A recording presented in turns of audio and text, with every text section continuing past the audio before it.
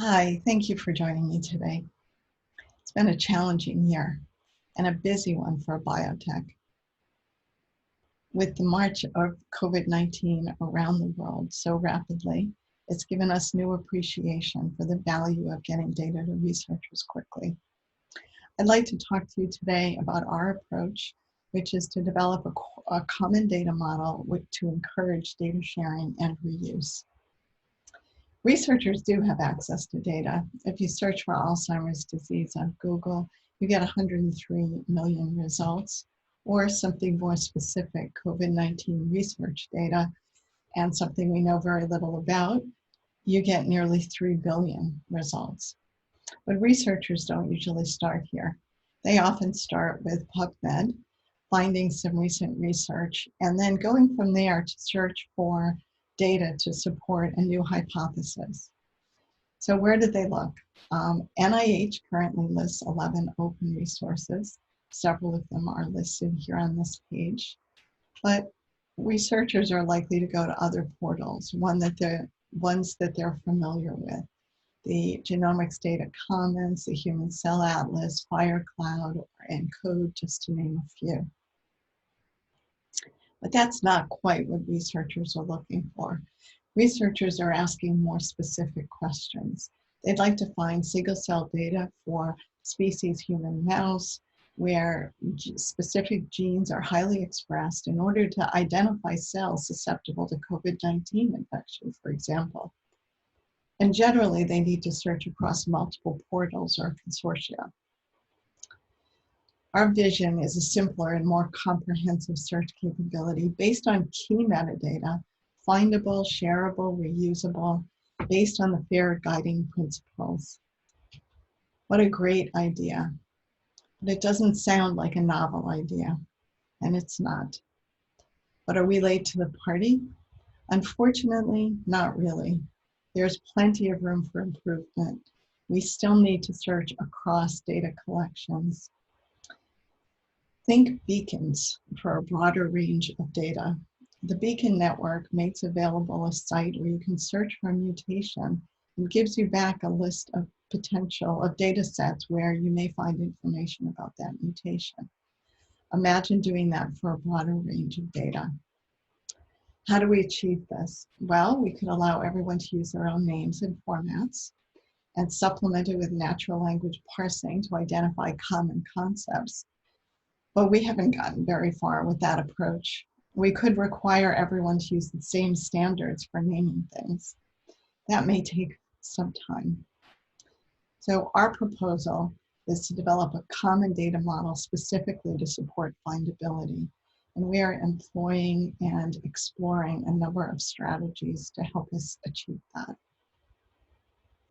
Before we dive in, I'd like to mention some prior and ongoing work. There have been lots of efforts around the globe and over many years to identify common vocabularies. And many of these efforts have been influenced our thinking heavily. The Genomic Data Commons, BioCompute, Human Cell Atlas, ENCODE, the Beacon Network, BioSamples from both NCBI and EBI, and bioschemas, just to name a few. Other groups have graciously invited our participation in discussions about standards, Human Cell Atlas, the Single Cell Portal, GA4GH, and the Center for Cancer Data Harmonization from NCI. There are also a number of ontology sources which we have used very regularly in order to identify common and shared vocabularies.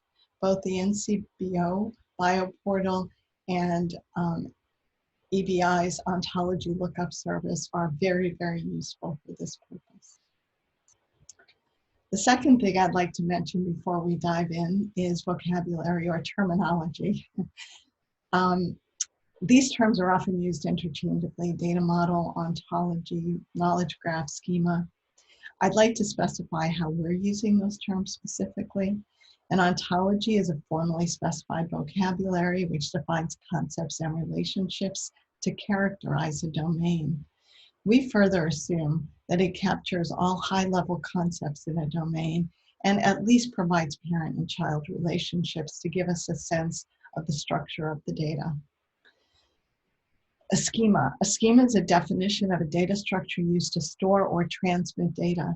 It's very often the implementation of a data model, either explicitly or implicitly, but usually includes optimizations for storage or performance that are not relevant to data model. And the data model, which is what we're developing here, is a formal specification for how key concepts are connected across domains.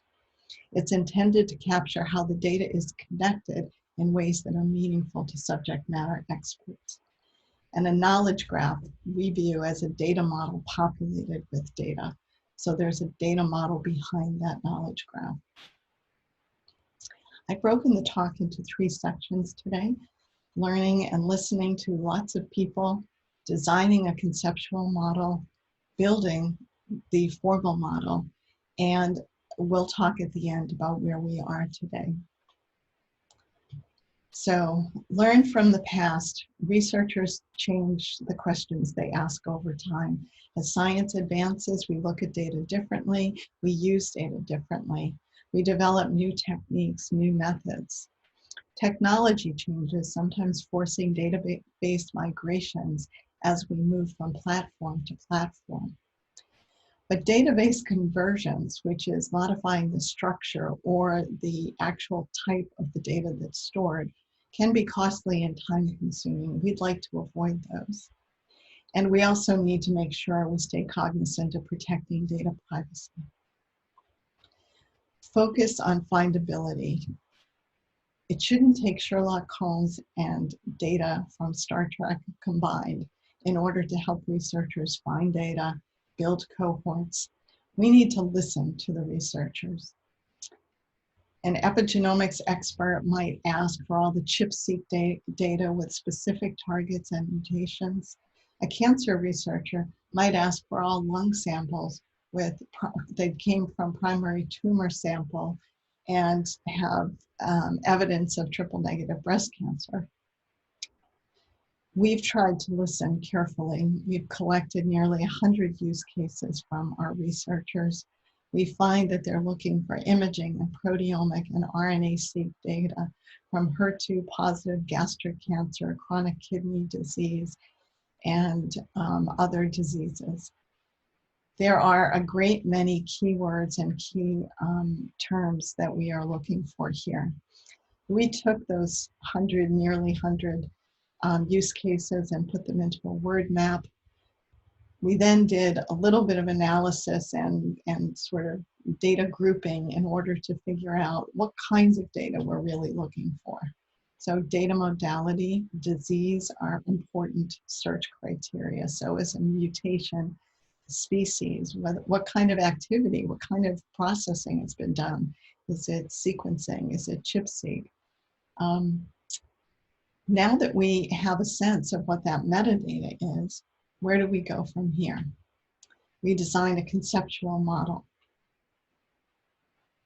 Our process is iterative. We start by listening to the researchers, putting together a little bit of a model, imagining how we might present that to the user and a user experience, and validating it with the researchers. We follow the science. Following the science means listening to the scientists. We involve researchers with different kinds of expertise. We have epigenomics, single-cell genomics, chemical biology, variant to function. This core group of people leads us to bring in other experts as we need. They help us with insight into what's changing in the science, identify the line between stable concepts and rapidly evolving ones. They help us tease apart conflated concepts and explore very precise definitions that work for the scientists. We then move on to defining a data model, but we want to specify that it's a minimal data model. Aligned with our intended purpose, we focus on what we need in order to find the data. Develop it with a team of researchers, focus on the key concepts and connections. We don't try to model the entire data set, every field in the data set. We're focusing on what we need for sharing and reuse. We try not to overload data entities. So for example, one data set might specify the organ as human heart. We'd prefer to see that pulled apart into species human organ heart. We model the data independent of any specific schema format. We're not thinking about how the data is going to be stored. We build it iteratively, as I mentioned, test it with real data, and revisit the experts. So how do we go about building this, assembling this data model? We start with a concept mapping tool that allows us to start with just the minimal core, and we build it out piece at a piece by piece, adding what the researchers say is most important to search. This is in particular a tool from the Florida Institute for Human and Machine Cognition. It's a free tool available online, and I find it useful. You can see that our concept maps get more and more complicated over time as we build them out.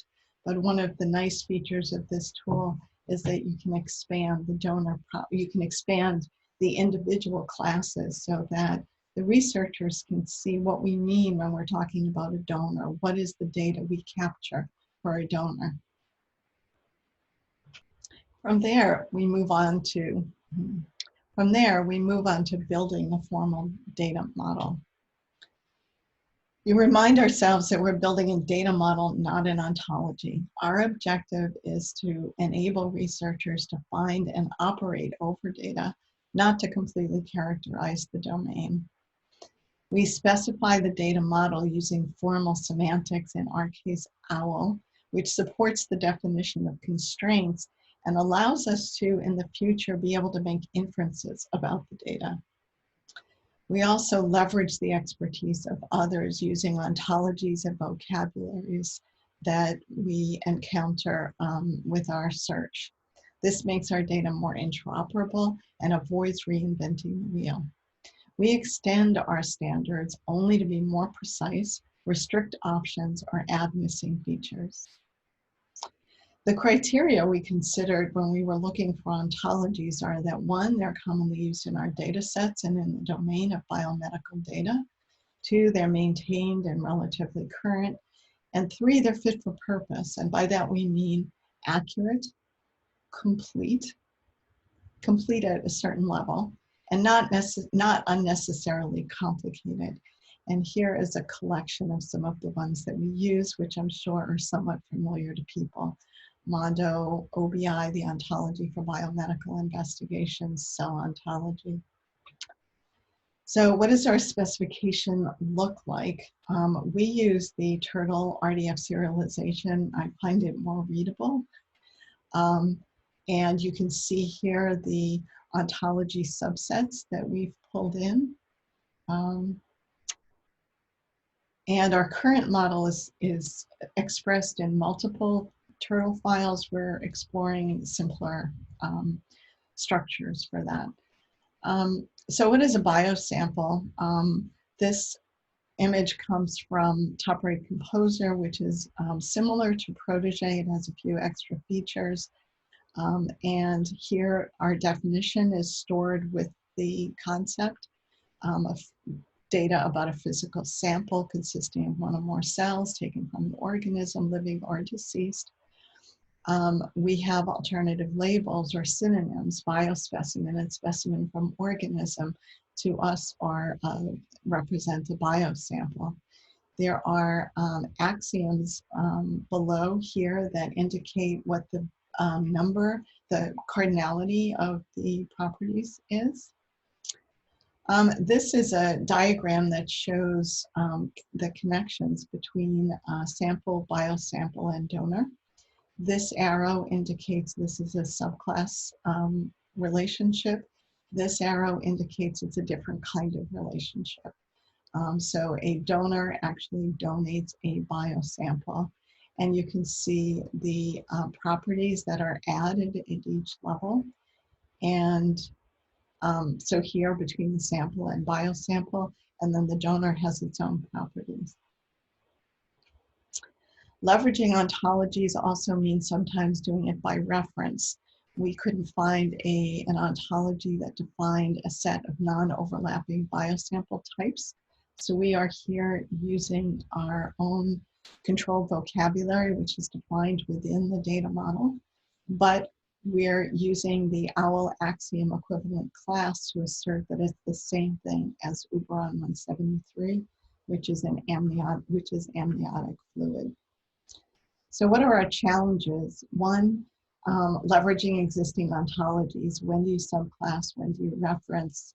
The choice of ontologies, given the criteria that I mentioned before. Where do we extend the model? Where does findability stop? How do we set people up for reuse? What is the minimal set of parameters that we require? Software versions, obviously. And then lastly, decoupling the schema. Our objective is to minimize schema change. Fewer database changes, fewer conversions are good. A data model is a design, not an implementation, so we hope to influence the schema design, not dictate it. Decoupling the search experience from the schema can also be further realized by leveraging indexing. You can create additional indexes for specific domains, epigenomics or cancer, or to address new researcher questions. I'd also like to mention that one of the most important things about the data model is being able to use the data model earlier in the process. Thinking about the data generators and using the data model earlier on so that when the data first arrives, it actually has some sense of the data model. This is something that we're exploring now as well. So where are we today? We're looking for wisdom, making sure that we're planning for change, making sure that we're respecting the fact that data is expensive to collect but maintains its value over time, and that we need lots of data. Machine learning has given us new space for managing all of that data and interpreting it. So plan for change, we version the model, we version the schema, we plan migration paths from the start. Our data model is available on GitHub. We welcome community involvement and collaboration. We are working on our persistent URL for the data model, datamodel.terra.bio. We have a number of relatively stable features. I've listed some of them here, but this is incomplete. And we're still working on things like capturing activities, processes, protocols, and medical history, extending our data model to spatial transcriptomics, cancer variants, and pipelines, and we're working on schema development. But where are we headed? We're headed hopefully to simpler and more comprehensive search capability across data collections. This is a set of some of the data that's accessible through the Broad. We'd like to ensure that this data is searchable with a cross data set user interface. So we're working on that, schema development, and exploring making the data model available to data generators, as I mentioned.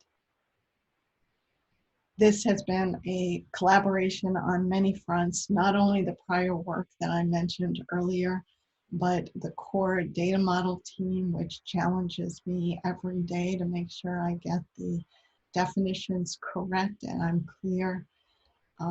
The data sciences platform team, which supports me every day, and especially the ingest team, the data repository, the UX design team. And there are a number of project teams who've permitted us to model their data or have shared their data use search cases, and we are also indebted to them. I've listed them here, the Shalek Lab, ENCODE, especially our epigenomics program, Single Cell Portal, Allen Brain Institute, and the Dog Aging Project. Thank you very much for listening today. I hope I didn't wear you out, and I look forward to seeing you at the live question and answer session later. Thank you.